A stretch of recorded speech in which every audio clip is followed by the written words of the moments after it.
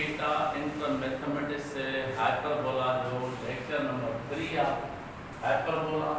चलो तो क्वेश्चन है चलो if the focus are the points 0, minus c and 0, c otherwise we say 0, a 0, minus a because c equal a on the y-axis हाणे असां चवंदासीं त हाइपरबोला along y-axis हाणे जॾहिं हाइपरबोला along y-axis त असां उनजी फिकर खे पहिरियां पढ़ंदासीं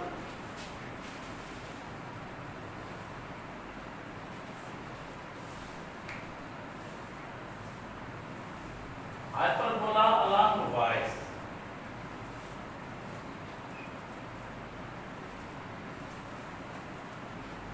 ये असांजो फोकस आहे 0, c ये असांजो सेंटर आहे हाइपरबोला जो 0, 0 ये असांजी डायरेक्ट लाइन ही हो असांजो हाइपरबोला आहे ही फोकस आहे f डैश 0, माइनस e या हिन खे ईअं लिखूं 0, a e ही बि थींदो 0, minus a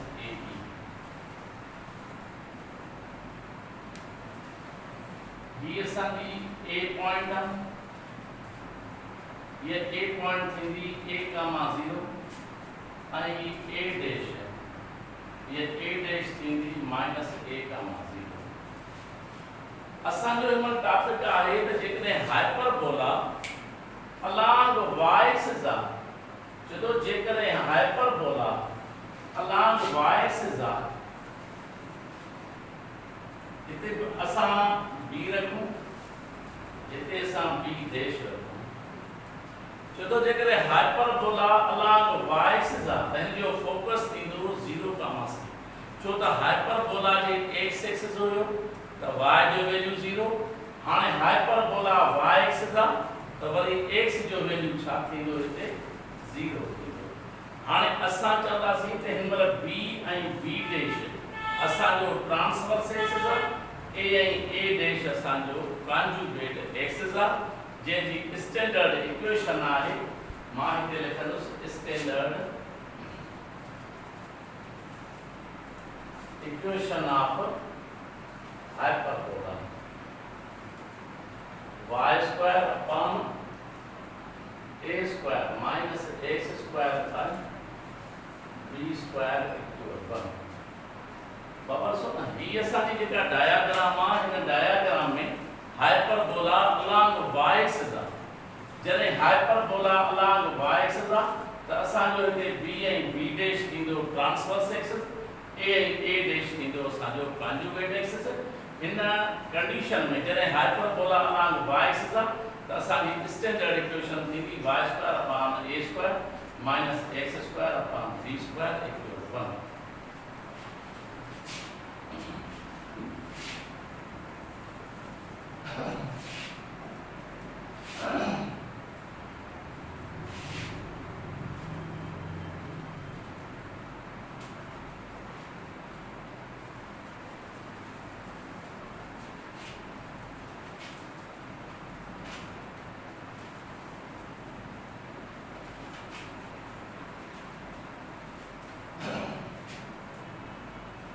find the equation of the hyperbola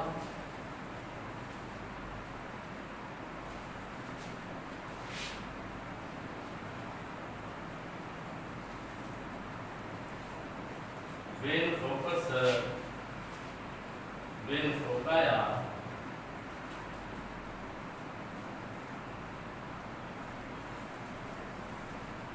plus minus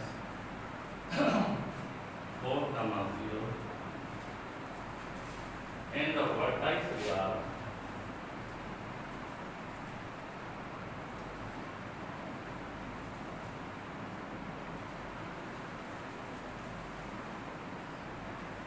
plus minus 2,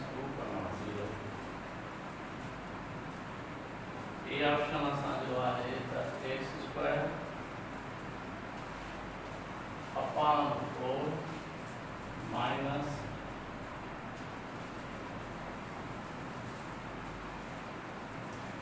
y square upon volume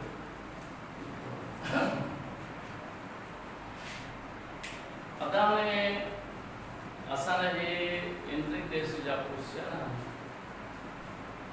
माने तो वडो को प्रोफेसर न को टीचर न मां जो नंढो उस्ताद आहियां मां कोशिश कंदुसि त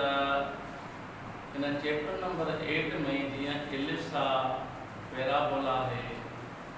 उन्हनि जा डायरेक्ट मेथड्स जो गुड कॉन्सेप्ट उन्हनि हिन में भी मां अहिड़ो तव्हांखे हिकिड़ो गुड कॉन्सेप्ट ॾींदुसि इंशाअल्लाह ताला तमामु तव्हांजी दिलि ख़ुशि थी वेंदी चवंदो साईं हिकिड़ो तमामु गुड टीचर हाणे क्वेश्चन आहे त find the equation of hyperbola बाबा जॾहिं बि तव्हांखे इक्वेशन फाइंड करणी आहे हाइपरबोला जी त उन जो एंट्रीअ जो गुड मेथड कहिड़ो आहे त जेको वर्टेक्स आहे ऑप्शन में पुट कयो त लेफ्ट हैंड साइड इक्वल थिए राइट हैंड साइड बाबा जॾहिं बि हाइपरबोला जी इक्वेशन लड़णी आहे त जेको क्वेश्चन में वर्टेक्स आहे उहो ऑप्शन में पुट कयो ए में पुट कयो vertex left hand side equal right थिए ए ऑप्शन करेक्ट आहे अगर ए ते सही नथो थिए त तव्हां बी ऑप्शन में रखो बी ते नथो थिए सी में रखो सी ते नथो रखे त डी में रखो हाणे असांजो वर्टेक्स प्लस माइनस आहे असांखे इहा ख़बर आहे त हाइपरबोला जी जेका इक्वेशन आहे या एलिप्स जी इक्वेशन इहा डिग्री 2 पावर में क्वाड्रेटिक फॉर्म में जॾहिं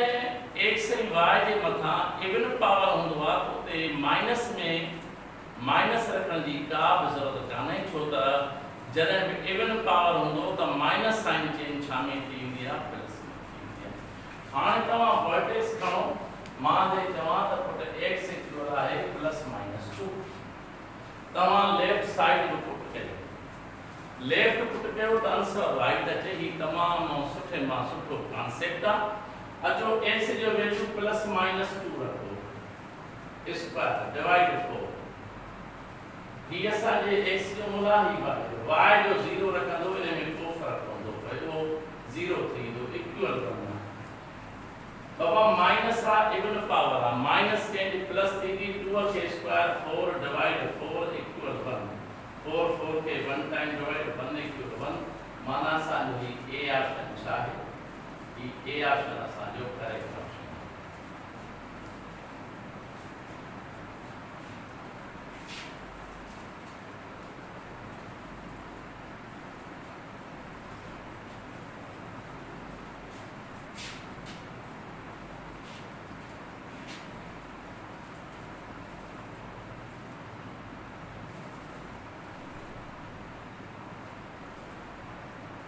क्वेश्चन असांजो आहे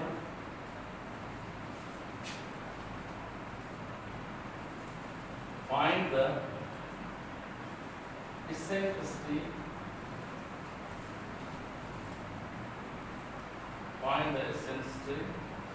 the distance between the foci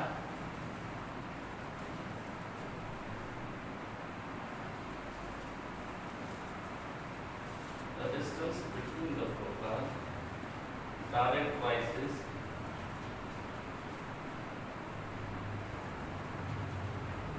length of lattice rectum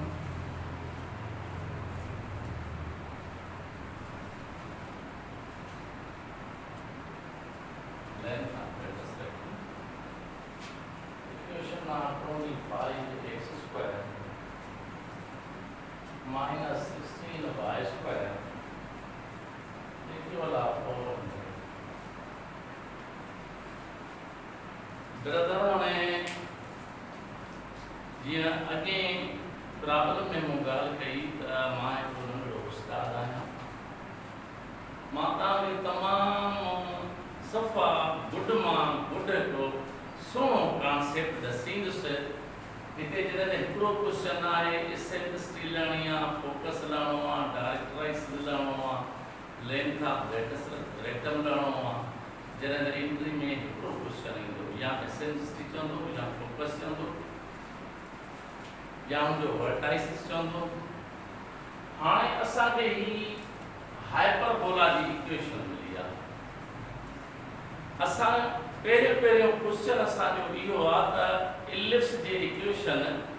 ऐं हाइपरबोला जे इक्वेशन में डिफरेंस कहिड़ो आहे, ख़बर कीअं पए। असां चवंदासीं त जेकॾहिं बिटवीन प्लस साइन आहे, अगर बिटवीन प्लस साइन आहे त इक्वेशन इलिप्स जी आहे, अगर बिटवीन माइनस आहे त इक्वेशन हाइपरबोला जी आहे। हाणे पहिरियों मां गुड कॉन्सेप्ट ॾिनुसि त ही हाइपरबोला कहिड़े एक्सिस ते आहे। तमामु वीआईपी कॉन्सेप्ट आहे त जंहिंजो कोफिशिएंट पॉजिटिव आहे, अगर एक्स स्क्वायर जो कोफिशिएंट पॉजिटिव आहे त हाइपरबोला अलोंग एक्स एक्सिस आहे, अगर वाई स्क्वायर जो कोफिशिएंट पॉजिटिव आहे त हाइपरबोला अलोंग वाई एक्सिस आहे। हाइपरबोला जे इक्वेशन में हिकिड़ो वैल्यू एक्स स्क्वायर में आहे, ॿियो वैल्यू वाई स्क्वायर में आहे।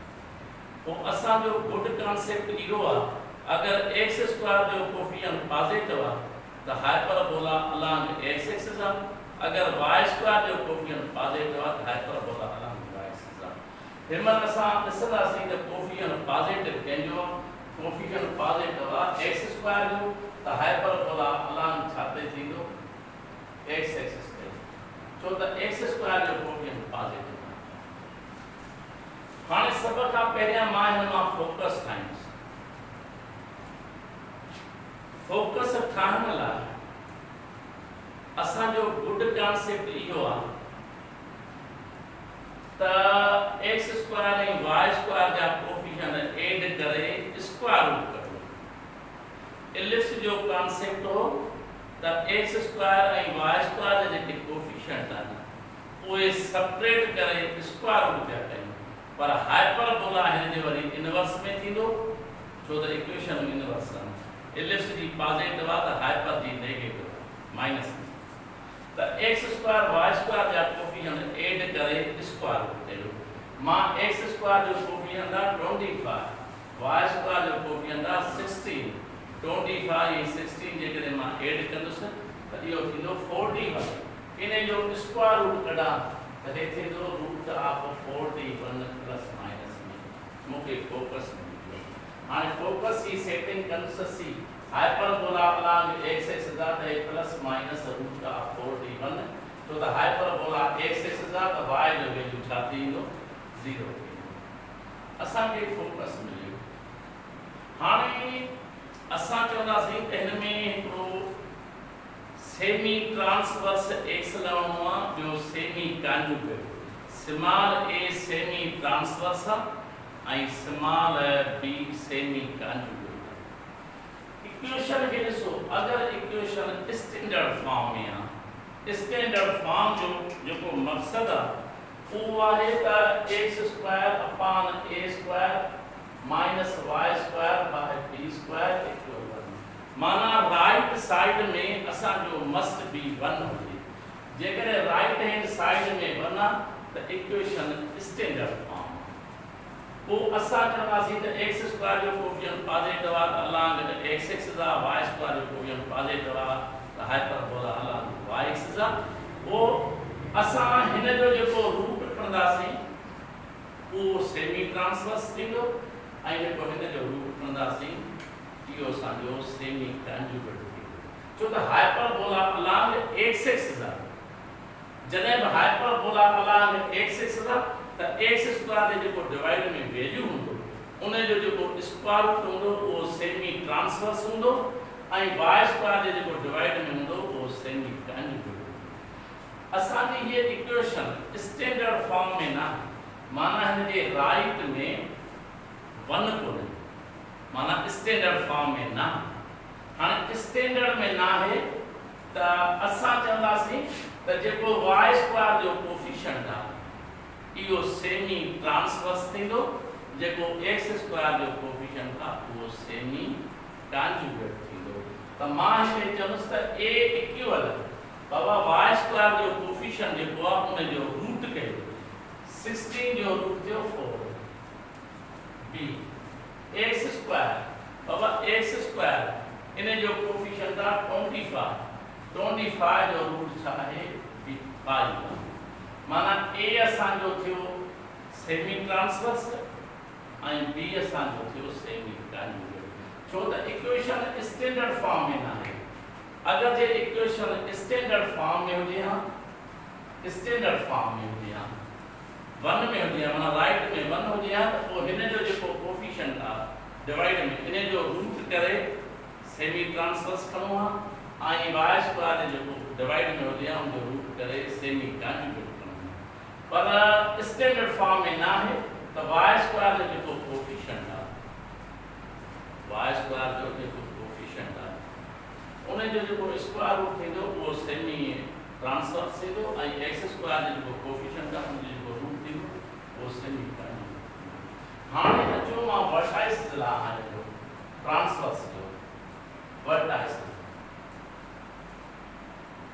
ट्रांसवर्स वर्टाइस में हाइपरबोला अलांग x एक्सिस दा है प्लस माइनस 4 गामा 0 उन खां पोइ वरी आहे कॉन्जुगेट कॉन्जुगेट जो वर्टाइस दा है 0 गामा प्लस माइनस में छा है 5 असां इसेंट्री लहूं त e इक्वल आ c पान e इक्वल c जो मतलब असां चवंदासीं त c जो हिते जेको वैल्यू थींदो c जो वैल्यू आहे रूट ऑफ 41 a जो वैल्यू छा आहे 4 या थी इसेंट्री उन खां पोइ डायरेक्ट प्राइस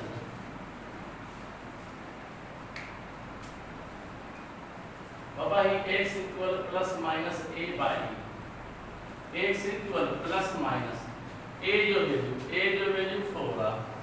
e जो वैल्यू आ root of 41 by 4 the reciprocal कहीं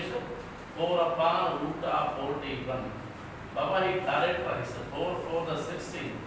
plus minus root of 41 direct price length of latus rectum जो फार्मूला है 4 a जो वैल्यू 4 4 the छा थियो 16 थियो बाबा मुझे ही अज जो लेक्चर इते कंप्लीट थियो बाकी जो नेक्स्ट लेक्चर है वो नेक्स्ट वीडियो